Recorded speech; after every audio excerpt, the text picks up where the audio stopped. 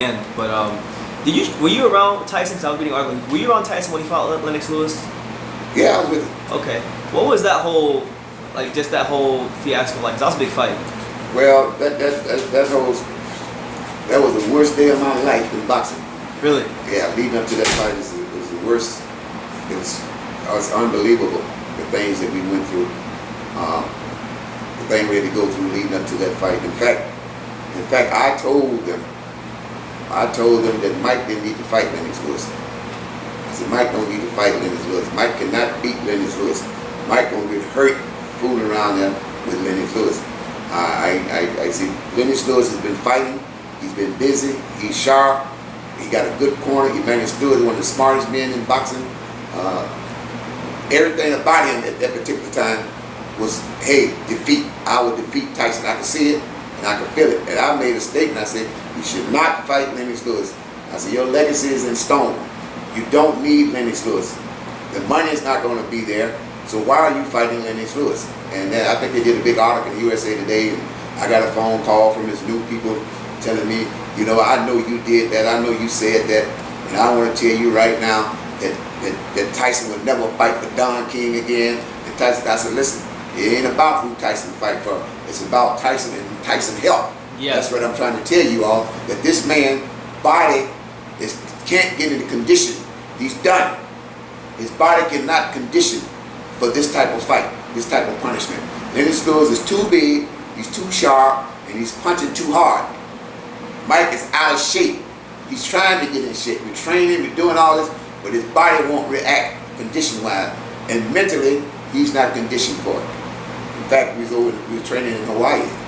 And I had a big old Corey Sanders, the Corey Sanders wanted the bad eye. Yeah, I remember he fought. He hit Mike in training. And I think it was 4 rounds. Mike boxed 8 rounds that day. So after 4 rounds, after they're working out and everything, so Mike said, how many rounds I do? I said, well, you did 8 rounds.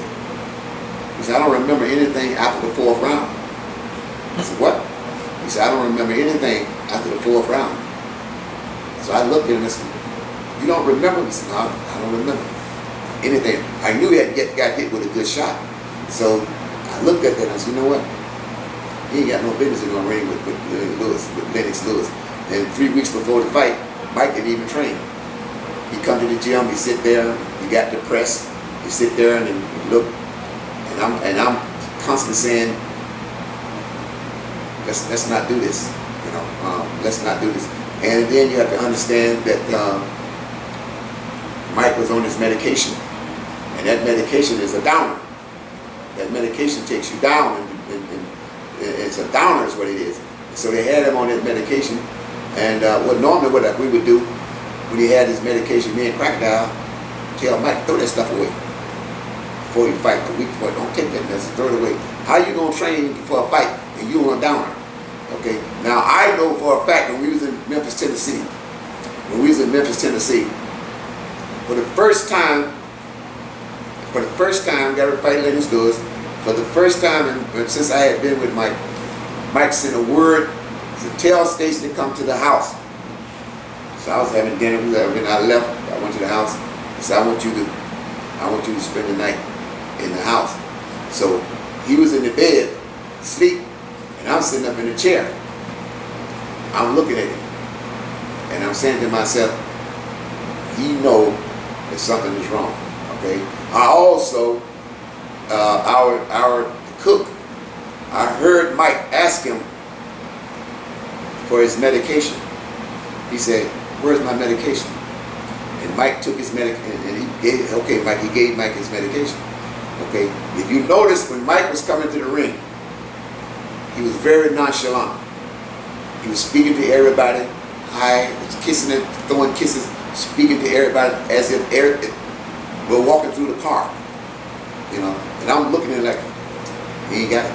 And walking through the park, ain't gonna get it inside that ring. We going to hell in the night.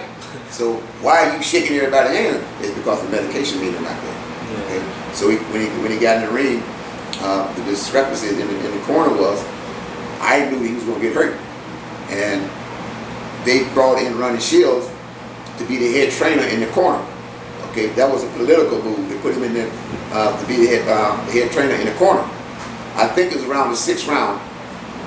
I saw what was getting ready to happen to him, so I told Ronnie Shields, I said, Ronnie, he's not reacting to what you're saying. Let me have this round. Let me go up front. Let me have this round, because I had a plan. And my plan was, I was going to tell Mike, look, you go out there this round, you throw everything you got to his head, everything to the head, okay? And if you don't get him, I'm going to stop the fight. Now that was my plan, but I didn't get a chance to implement it because I was overruled. Yeah. I was overruled, but Ronnie Shields said, no, I'm the head trainer. I said, okay, I'm the head corner. I said, okay, go ahead. But that was my plan, to save him, because I knew what was getting ready to happen. And afterwards, you know, it's some family members and some people was pissed off at me. Well, Stacey shouldn't have let Mike get it in. I said, hold it. You got to understand the rules and the law. Okay? You put this guy ahead of me. They put this guy ahead of me. He's the one that's in charge of this corner. Okay? So it all falls on him, not me. I couldn't stop it unless I threw a chair in the ring or something like that.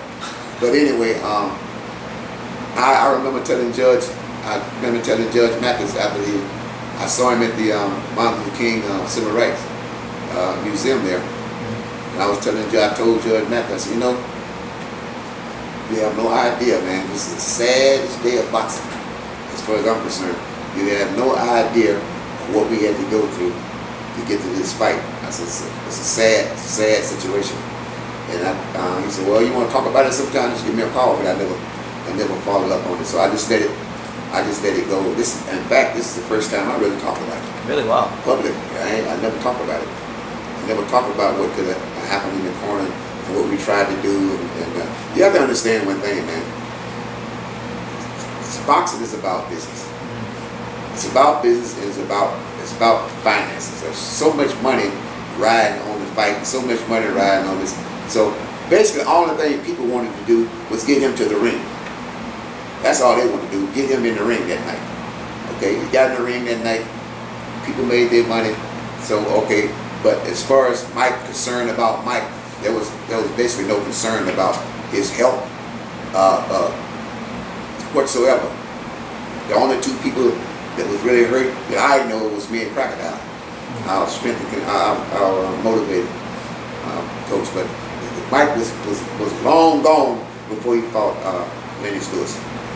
He was long gone. I'm watching Lennox Lewis fight Francois Bolter. He's sharp. Mike ain't fighting nobody. Mike's sitting on his ass. And my whole conversation was, hey, why ain't Mike fighting? Why ain't he busy? You know, how is he gonna fight Lennox Lewis? He's not sharp. And the time that I told him to try to force the fight, they didn't do it.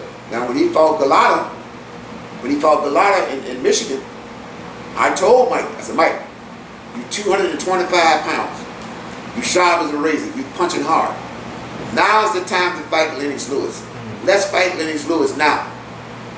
Never materialized. A year later, Lennox Lewis was fighting. A year later, maybe a little longer than that, he goes in the ring against Lennox Lewis, and it just was a sad day for boxing. But that's boxing, and on top of that, his body was wore out.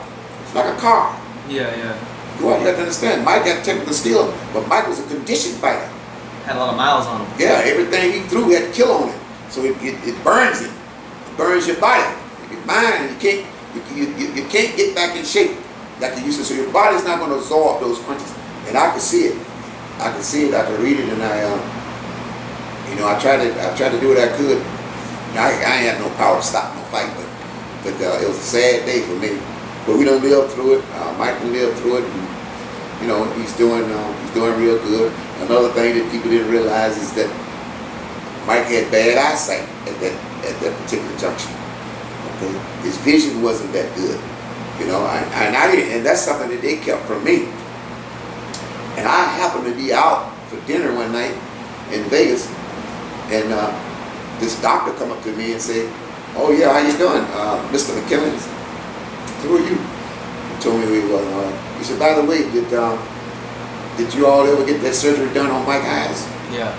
And I was like, "Surgery? What surgery? What are you talking about?" He said, "You mean to tell me you never?" I said, mister, I don't know anything about this. And he said, well, he came in to see me. He came in to see me, and he really need to get that done. So I mentioned it to his manager, new managers, and they was like, yeah, Stacey, Mike's all right, okay, we gonna get things done. Battery died.